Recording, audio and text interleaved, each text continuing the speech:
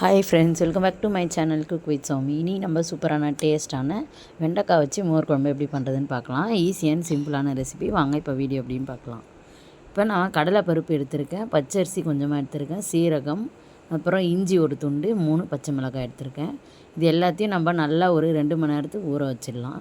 தண்ணி ஊற்றி இது நல்லா ஊற வச்சுருங்க. இது ஊறிட்டுருக்கட்டும்.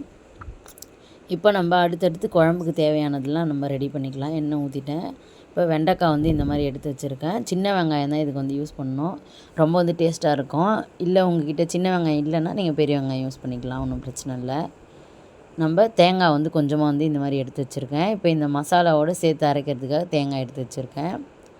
இப்போ நம்ம ஃபஸ்ட்டு வெண்டைக்காவை வதக்கி எடுத்துக்கணும். கொஞ்சமாக எண்ணெய் விட்டு வெண்டைக்காவை நல்லா வதக்கணும். ஃப்ரெண்ட்ஸ் பாருங்கள், இப்போ எப்படி இருக்குது வெண்டைக்காய் நல்லா சுருண்டு நல்லா கலர் சேஞ்ச் ஆகி வரணும். அப்போ தான் நமக்கு சூப்பராக இருக்கும். இப்போ மஞ்சத்தூள் போட்டுக்கலாம். மஞ்சத்தூள், உப்பு போட்டுட்டு வெண்டைக்காவை நல்லா வதக்கி எடுத்துக்கலாம்.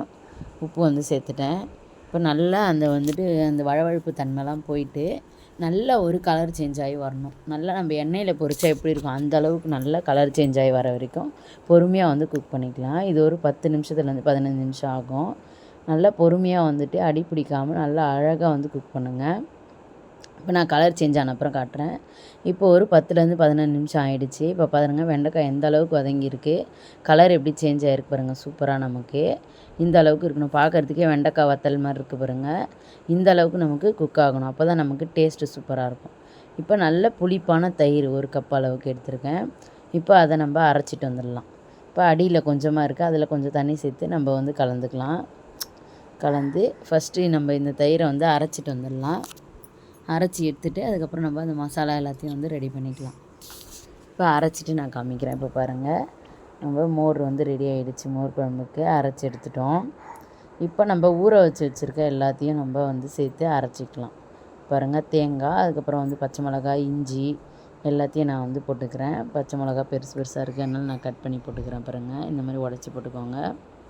இப்போ நம்ம எடுத்து வச்சுருக்க பருப்பு, அரிசி எல்லாத்தையும் சேர்த்துக்கலாம். சீரகம் எல்லாத்தையும் சேர்த்து இதை நல்லா அரைச்சிட்டு வந்துடலாம். ஃபஸ்ட்டு கொரப்பாக அரைச்சிக்கோங்க. பாருங்கள், இந்த அளவுக்கு அரைச்ச பிறகு நல்லா தண்ணி சேர்த்து அரைச்சிட்டு வந்துடலாம். இப்போ சீரக தண்ணி ஊற வச்சது எல்லாமே சேர்த்துட்டேன்.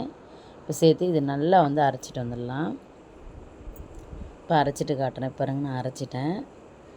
ஆனாலுமே 1-2 திப்பி இருக்குது. அதை திரும்பவும் நம்ம அரைச்சி எடுத்துக்கலாம். இப்போ நம்ம மோரில் இந்த மசாலாவை கலக்க போகிறோம்.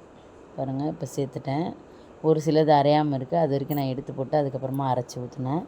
பாருங்கள், அதையும் அரைச்சிட்டேன், அரையாமல் இருந்ததும். இப்போ எல்லாத்தையும் நம்ம சேர்த்தாச்சு. கொஞ்சமாக தண்ணி சேர்த்து நம்ம மிக்சியை கழுவி ஊற்றிக்கலாம். இப்போ எல்லாம் சூப்பராக ரெடி ஆகிடுச்சு. தேவையான அளவு உப்பு போட்டுக்கலாம்.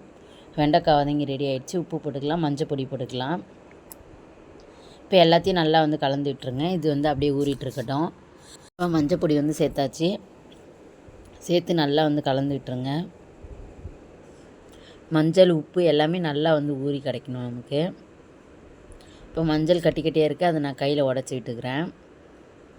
பாருங்கள், இந்த மாதிரி உடச்சி சேர்த்துட்டேன். எல்லாத்தையும் நல்லா மிக்ஸ் பண்ணி விட்டுருங்க.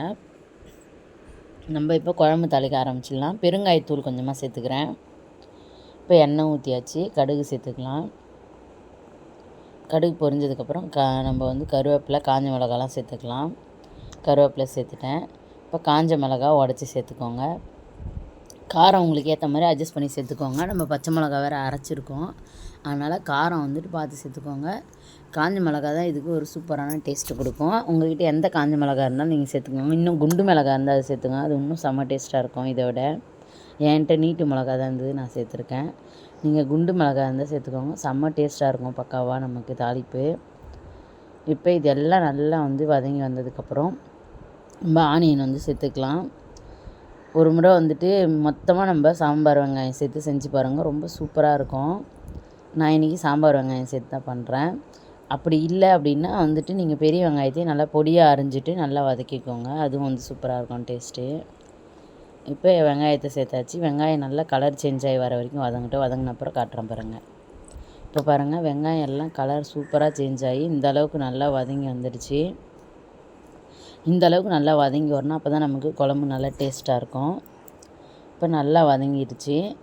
இப்போ இப்போ எல்லாத்தையும் நல்லா வந்து அடி பிடிக்காமல் நல்லா வந்து கலந்து விட்டுகிட்டே இருங்க. ஒரு 2 நிமிஷத்துக்கு நம்ம ரெடி பண்ணி வச்சுருக்க குழம்ப வந்து சேர்த்துக்கலாம். இப்போ மசாலா தயிரை சேர்த்தாச்சு. மசாலா அரைச்சி வச்சுருந்தோம். தயிரை வந்து நம்ம அரைச்சி எல்லாத்தையும் மிக்ஸ் பண்ணி உப்பு எல்லாம் போட்டு வச்சுருந்தோம். இப்போ எல்லாத்தையும் கலந்துட்டோம். இது நல்லா வந்து கொதி வரணும் ஃப்ரெண்ட்ஸ். கொதி வந்ததுக்கப்புறம் நான் காட்டுறேன் பாருங்கள். இப்போ பாருங்கள் லைட்டாக கொதி வர ஸ்டேஜில் இருக்குது. நான் இப்போ வெண்டைக்காவை சேர்த்துக்கிறேன். சேர்த்துட்டு நம்ம சேர்த்துருக்க மஞ்சள் பொடி நல்லா வந்து கலர் தெரியும். கலர் சேஞ்ச் ஆகி கொதிக்கும் போது நான் காமிக்கிறேன் பாருங்கள். ஒரு 2 நிமிஷத்துக்கு அப்புறம். இப்போ பார்த்திங்கன்னா ஒரு 2-3 நிமிஷமாக வந்துட்டு நல்லா குழம்பு வந்து கொதிக்க ஸ்டார்ட் ஆகிருக்கு. நல்லா ஒரு திக்கான கன்சிஸ்டன்சிக்கு வந்துடுச்சு பாருங்கள். சூப்பராக நமக்கு மோர் குழம்பு ரெடி ஆகிடுச்சு வெண்டைக்காய் போட்டு. இப்போ அடுப்பு வந்து ஆஃப் பண்ணிக்கலாம். இந்த ஸ்டேஜ் வந்ததை நம்ம ஆஃப் பண்ணிக்கலாம். நமக்கே தெரியும் நல்லா வந்து கலர் சேஞ்ச் ஆகி வரும். இப்போ கொஞ்சமாக வந்து மல்லித்தழை தூவிக்கலாம். தூவிட்டு ஒரு பவுலுக்கு மாற்றிட்டு காமிக்கிறேன் பாருங்கள். இப்போ பாருங்கள் ரொம்ப ரொம்ப சூப்பரான டேஸ்டியான மோர் குழம்பு ரெடி. நீங்களும் ட்ரை பண்ணி பாருங்கள். Thank you bye. இன்னொரு சூப்பரான வீடியோவில் சந்திக்கலாம்.